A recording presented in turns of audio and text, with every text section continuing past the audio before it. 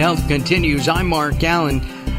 We're speaking with Dr. Eric Branda, Director of Product Management for Sivantos here in the United States. They're an international company with many brands, including Signia. They have some news coming out in just a little over a month, and we'll be covering that for you here.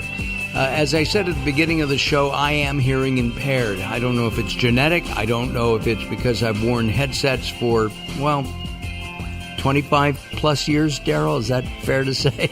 And maybe a little bit more than that. And maybe a little bit more than that. I've got 45 years of headphone use myself. So.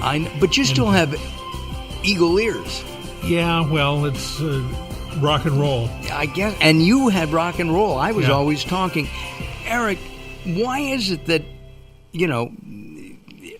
Daryl, and I'm jealous, I got to be honest, Daryl was listening to really classic rock and roll music, and I know you had to have blasted your headphones, right?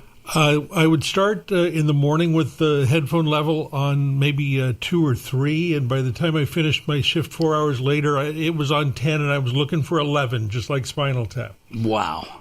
Why is that, Eric? So, what typically happens, with noise, when it comes to loud sounds, we typically encounter noise-induced hearing loss. Now, that means that if I go back to that cochlear reference, there's one little area, we'd say it's around 2,700 to 3,000 hertz, and it's this one area that gets kind of hammered quite a bit. So you get a particular frequency. Again, I'll just think a couple keys on your piano keyboard that are getting banged intensively over long periods of time, and it starts to wear those particular areas down.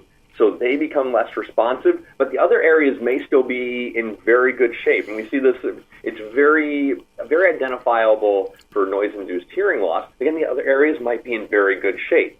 But then you might start to overlap what we call presbycusis, typical hearing loss associated with age, where not just that one little region, but everything else around it starts to come down as well. And this can all vary individually. So, and our younger ears tend to react to the noise a little bit better, but over time it just adds up, and it's these particular areas are become most affected with noise-induced hearing loss. Well, I think, Mark, what he's saying is especially the human voice tends to lie in a fairly tight frequency range. Right. And if you're doing talk radio, that probably wears a notch, if you will, graphically, and music has a much wider range than that. So yeah, I lucked out. It does. I did music in Memphis. But I can tell you that my wife and I went to a Ted Nugent concert once, and we were standing pretty close to the stage, and our hearing was affected literally for about 4 days before it came back. Eric, do you have kids? I have a 2-month-old. Oh, congratulations! Well. The reason I asked is, we know that you're not going to allow her or him to wear earbuds. I tell kids not to wear them all the time because, or at least in moderation, and keep the volume down, because I think they can help destroy hearing. Am I correct? There's actually been research out there looking at the levels that you can set your earbuds to are well over the levels for safe hearing. That's awful. We should mention that Eric has received his doctorate from the Arizona School of Health Sciences and his master's degree in audiology from the University of Akron. And are you from the East Coast? I am. Grew up in the Midwest and been in the East Coast for several years now. Gotcha. And Signia has 140 years of experience in hearing? Yes. Holy moly.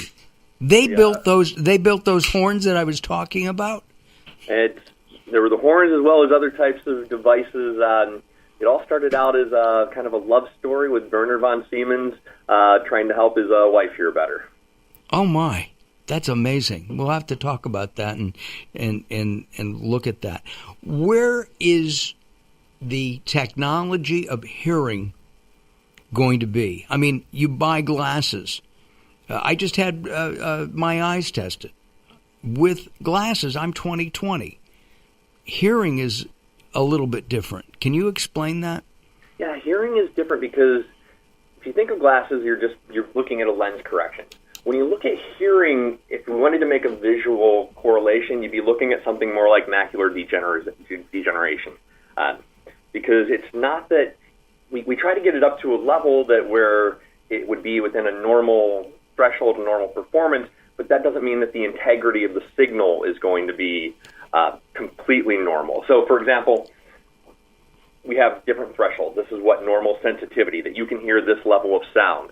But you might be hearing that level of sound, but instead of going through really good stereo wire, it's going through bad stereo wire. So the quality of the signal, you can hear it, but it may not be as clear depending on the degree of hearing loss.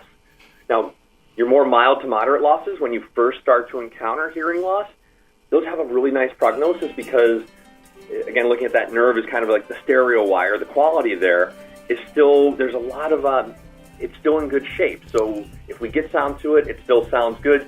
As it gets worn down more, then the quality might not be there. So we can make it as sensitive to hear what we need to hear and be aware of it, but the quality may not be as good. And at the same time, people just don't know. We're going to do this again. Yep. In the next couple of weeks, we're going to have Jacqueline from Bright here, and you can find out more about her at brighthere.com.